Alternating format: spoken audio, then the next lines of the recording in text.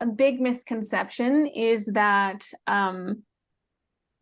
people who practice it are like inherently violent or inherently like misogynist or inherently I come from the world of feminism, right? So uh and reproductive justice. And so um there's like this idea that, for example, if you like to submit or if you like to surrender, that like this is just an example that you like it's inherently anti-feminist and that you are like a weak and you have no backbone, or you know what I mean, anything like that. I guess the misconception is whatever your interest or fantasy or desire, sexual desire, or because kink can also be done platonically.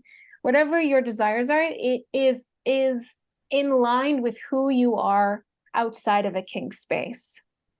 Right. So if I like to be put a collared on and told that I'm like I need to like sweep the floor with my hands or like whatever, or like that I want to be owned, that doesn't necessarily relate to how I walk through this world.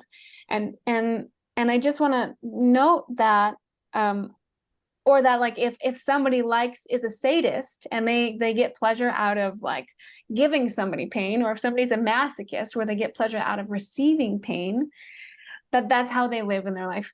And I one of the things that is so, I think, is so miraculous miraculous about sort of taboo sexual desires, alternative like kink, just like kink spaces, is what it often is it can, our bodies take the thing that is most terrifying to us, whether that is like an acute trauma or like just a way of living, and it often then transmute that pain and fear into pleasure and into arousal in our bodies, which I think is just like the coolest thing ever. So feeling aroused from like fear, trauma, anticipation, like humiliation, degradation, these things that like, no, no, no, no, no, I do not want that in real life.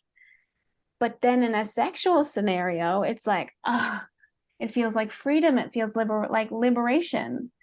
I think that journey from one point to the other is like mind blowing. It's like the most yummy, like, wow, wouldn't it be cool if we could do this about all things in our life?